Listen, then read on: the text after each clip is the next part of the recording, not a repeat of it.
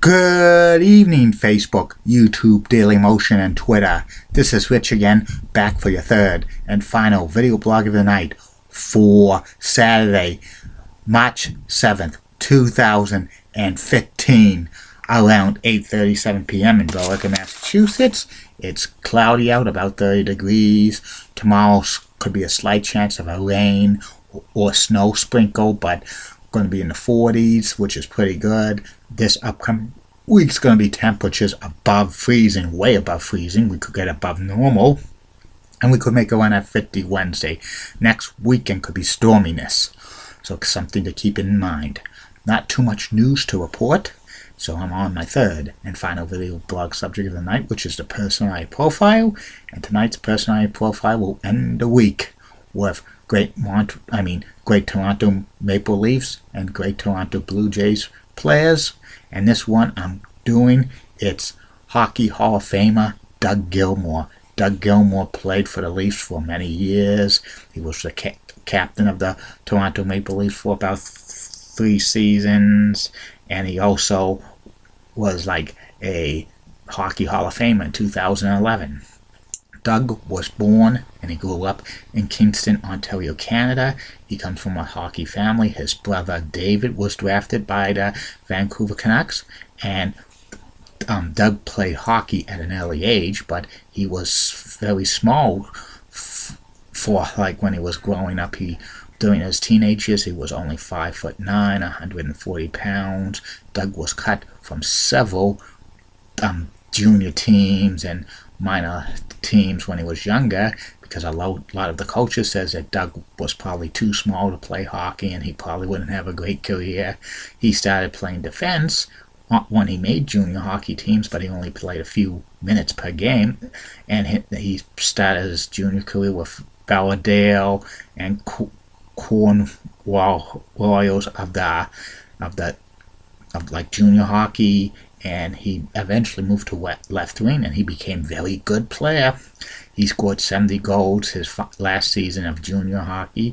The St. Louis Blues drafted him in 1982 in the 7th round of the NHL entry draft, and he almost started to start his professional career in Europe, because he and the St. Louis Blues weren't far apart on a contract. Finally, he signed with the Blues just as he was about to go to Europe, and he started his 20-year career with the St. Louis Blues as a left winger and stuff.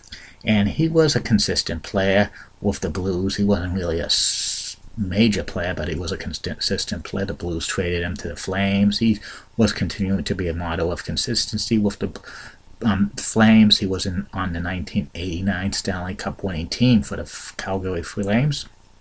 Doug's career took off in 1992 when he was traded to the Toronto Maple Leafs, and for the next 6.5 years, Doug was one of the best players in the National Hockey League. He had a great 1992-1993 season. He won the Frank Selke Trophy, which was the best defensive forward in the NHL.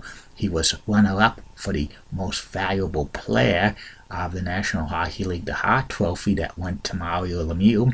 And he played he led the Toronto Maple Leafs to Game 7 of the 1993 Campbell Conference Finals against the Los Angeles Kings at Maple Leaf Garden.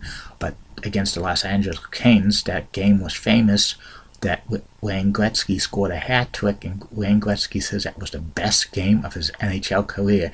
It disappointed a lot of Toronto Maple Leafs fans, because that was the closest they ever got to making the Stanley Cup Finals since 1967, and people were dreaming for Toronto Maple Leafs and Montreal Canadiens Stanley Cup Final, because that was the 100th-year anniversary of the Stanley Cup in 1993, but it never came to be, and the Maple Leafs haven't been that close to the Stanley Cup Finals at all since.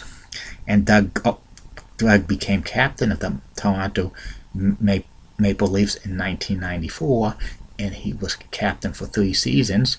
And his career was in decline after that. After he left the Toronto Maple Leafs in 1997. He bounced around from team to team.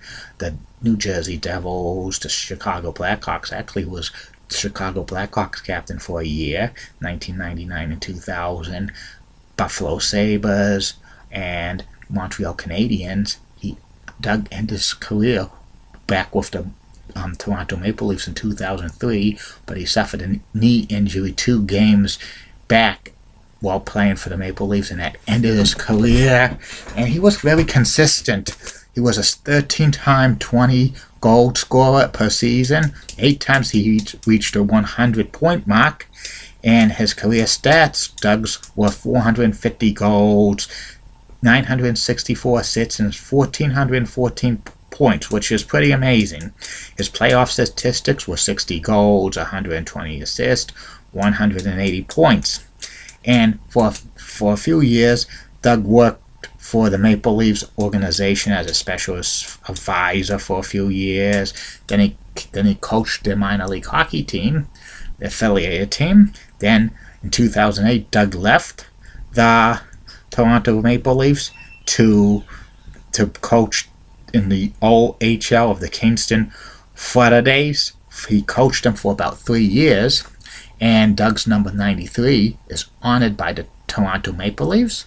And in 2011, Doug got the highest honor a hockey player could receive. He got voted into the Hockey Hall of Fame, which was pretty well deserving for Doug Gilmour, because he was a very consistent player, very great player, probably one of the best Maple Leafs players in the 1990s.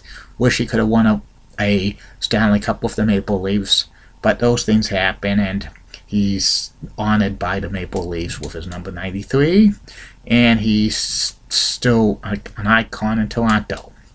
Well, that's about it on him, and that's about it on these video blogs for tonight. Hope you've been enjoying these, and I've been to do these every single day. I'm getting a lot of good feedback. I'll be back tomorrow. Facebook friends, YouTube followers, Daily Motion, and Twitter. We're going to get 3 more video blogs. First video blog will be about the $10,000, $20,000, $25,000, $50,000, $100,000 pyramid. And then I'll talk to you about the old Charlestown elevated orange line that came out of North Station in Boston and went all the way to Everett for years. And then the third and final video blog on the night will be about this upcoming week's theme will be about 7 famous college basketball personalities because of March Madness. The first one will be Dick Vitale. Monday will be Bartley Packer. Tuesday will be Jim Valvano. Wednesday will be Christian Leitner. Thursday will be Grant Hill. Friday will be Al McGuire. Next Saturday will be Jerry Tarkanian. And the week after that will be special ones with the Montreal Expos and the Montreal Canadiens. And there'll be more subjects coming. And next Saturday we'll start my WrestleMania reviews of every WrestleMania for WWE.